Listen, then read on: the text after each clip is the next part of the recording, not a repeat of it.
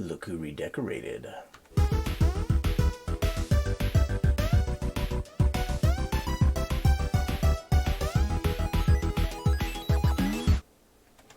Hey everybody, this is just a quick video. I just wanted to show off my redecoration. So when I built my new rig, I decided to put it in the corner of my office so that I had more legroom, because my previous rig is actually still right here. I still use it for some things, but it was much smaller because this is just a closet.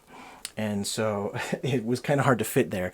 Whereas now I can put my legs all the way in the corner and it's much longer this way, which also meant I had more room to decorate, more room behind me. So I decided to have at it. So again, we got, Master Chief right here, and the old rig's just right above him. So Master Chief's just sitting on the old rig's desk. And then, I've got, a bunch of stuff, but let's start with these, I guess. So I've got Skyrim. This is just a shower curtain, but I use it as decoration because it's beautiful. They did a great job, just really texturing it, making it lovely. Same with this. This is a shower curtain. Frosty put this on his store, and so I bought one of these to decorate with, and it's what's been behind me as my backdrop for a long time, but I folded it in half now because I didn't want the full thing. And then here we've got Mario Brother blanket, because Mario Brothers was a pivotal moment in my life. It was one of those first moments where I kind of learned about computers and got into being a programmer. That's kind of what fueled the fire that led me to programming. I was really little when I got into it. I mean, 1985, I was only 2 at the time. But I don't think I saw it until I was probably 3 or 4. And I just remember thinking, this magic box, how? This guy plugged it into a TV, how is it playing? Because I'd seen, like videos and movies before, and that made sense because it was just, someone putting in a pre-recorded thing, and the pre-recorded thing played. But this, you were interacting with it. You were changing what was displaying, and I just had to understand it. I knew I couldn't understand it, as a little boy, but I went, this is going to be my life. I have to understand how this thing works. So that's pretty cool. And then these guys, my wife bought these for me, and they're absolutely gorgeous. They're just full of video game characters. So this one's just kind of a menagerie of video game characters, whereas this one's Zelda based. And then this one up here is just Rick and Morty, because I like Rick and Morty. But these are by Patricia Bates, so if you want to check out her artwork, they're just absolutely beautiful. You can look at them for hours on end because there's such little details everywhere, and they're gorgeous. And then I've got stuff over here, so let's see. Let's start with the Nintendo. This is not my original Nintendo that I grew up with. My sister has the Nintendo that we grew up with. And so I picked this one up in, 2006. After I graduated college, I had a chance to pick one up, decided I'd have it. And so I've had this one ever since. And then, of course, I've got, little Mario characters all around, they're kind of fun. I just pick those up every now and again when I see them at the store. They're, cheap, but I just enjoy putting them somewhere. And I'm sure all these things will kind of migrate around as I figure out where things should be. But right now, I'm liking where they're at. And then these, this Xbox, I guess, again, I didn't have an Xbox until, Clipper gave me an Xbox. It's not this one. This one's actually broken. I picked it up later. So the working Xbox is still in the other room. That's the one that Clipper gave me. And he gave that to me, oh man, I can't even remember how many years ago. It must have been a long time ago. Probably, I'd guess 2009, maybe 2010, somewhere in there. And so my kids still play on that Xbox. We play Halo and Halo 2 and a whole bunch of other things out there, which is a lot of fun. But this one I picked up just because I was worried about having some spare parts. So even though it's broken, I just wanted to have some spare parts so that I could fix that when the Clipper gave me, if it ever broke. And then these PCs, this guy is not my...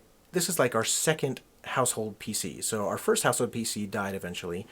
It was an old Windows 3.1, and that's what I learned computing on. My dad bought it because he was a freelance artist, and he was going to college in graphic design. And so he, needed a machine that was at least, pretty decent, because it needed to be able to run Photoshop and these things that were cutting edge at the time, and Illustrator.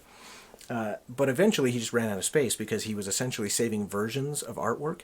Much like I do as a programmer, I save versions of my code over time, right, in Git. He was doing something like that manually so that he could do A/B testing with clients to show them, do you like this logo or this logo? Do you like this tweak or this tweak, right? And so he would just have Photoshop documents with just hundreds of layers, and then he would save those versioned throughout time, which was crazy. So he got this giant tower. I mean, this thing is huge. You can see it's almost as tall as these two towers by themselves. But he got this so that he could just chain a whole bunch of hard drives together in it. And so we had, I think it was like 8 or 9 hard drives in there so that he could store all of that Photoshop stuff. This is just a 486. It's got, a 5.25 floppy drive. It's even got a tape drive. Most people don't have access to a tape drive, but this one has one in the front. And yeah, we did back stuff up on tape, which was crazy. This one down here, nothing crazy special, but it was my parents' computer until recently. I bought them a computer a couple Christmases ago, and I just recently salvaged all of these from my parents' basement the last time I was up there visiting. But I bought them a computer a couple Christmases ago, and so I was transferring all their stuff from this computer to the new computer, and I came across an install of Half-Life 1. that I had installed in 1999 and it was still running. And yes, this was still their primary computer. They had some laptops and stuff, but this was their primary desktop computer all the way until just a couple of years ago. And I ran Half-Life and it still ran great, which was hilarious and awesome. Whereas this computer is very special to me. So it's not my first computer that was my own, because technically, so I was a janitor in junior high and high school, and my friend and I, we would just, peek in the trash, and we'd always, bring home things that were maybe valuable, things like computers. And so my very first computer, he and I dumpster dived two IBM 5150s, I believe. It could have been 5155s. I can't remember which one was the portable one, which one was the desktop one. So it was the desktop one, the one with two 5 1/4 floppy drives, rather than the portable one. So I think that's the IBM 5150. And so we brought those home and we fixed them up and we got them running and we played Beast on them, stuff like that. And so that was my primary computer for a very long time, even though, they were well outdated at the time.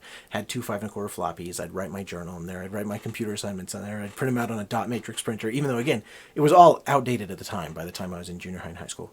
But it was a lot of fun to have those. And then one day, I decided to drive behind the college of the city where I lived. I lived in Rexburg, Idaho, or near Rexburg, Idaho. And so the city has a college called Ricks College, which is now called BYU, Idaho. And we dumpster dived 9 PCs. They were all broken, of course, but I found a dumpster that had 9 PCs in them, and this was one of them.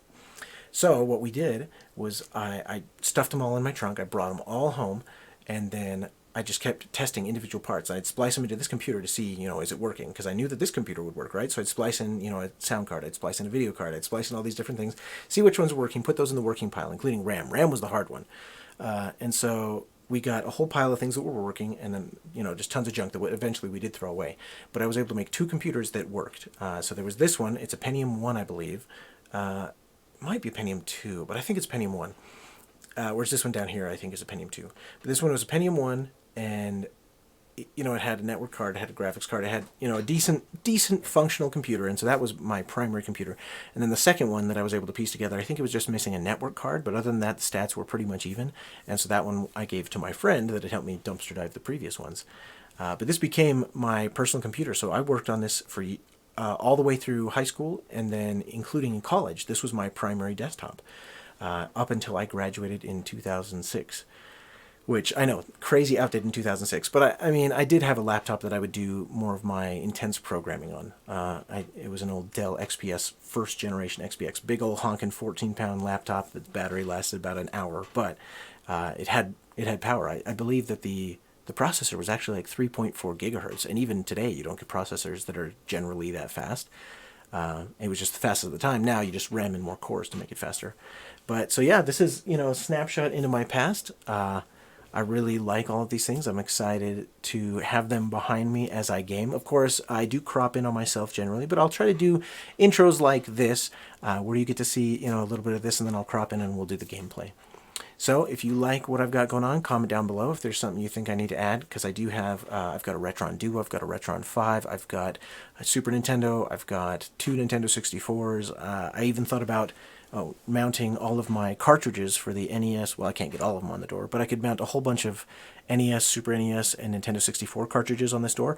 I could also mount my original Xbox games or Xbox 360 games or Wii games. I have several Wiis as well. I have GameCube games, right? So a bunch of that stuff could go here. But I think I like what it is right now. It's very color rich, so we'll see, but I'm sure things will change over time. So thanks for checking out this video with me. I've enjoyed it very much. I hope you have as well. And hey man, new year, new Cynic, new glasses, new decoration, new everything. So stay tuned, and as always, subscribe to Pushing 40-Bit up here. While I do post long-form gameplay content on my channel, it tends to be, stream of consciousness recorded in a single go. Whereas the stuff that we put on Pushing 40-Bit is the polished stuff. So our podcast is on there where we splice in memes, we splice in audio and visual all over the place. It's just highly polished. And then we'll do skits as well there, or we'll do kickoff events where we collaborate. And so that channel is myself, 40-Bit Frosty, and 40-Bit Clipper. And so we all play on Pushing 40-Bit, and so I highly recommend that you subscribe to this. Go ahead and subscribe to my channel as well, but this is the main channel. So, as always, I've been Cynic Placebo. Thank you so much for joining me, and play more games.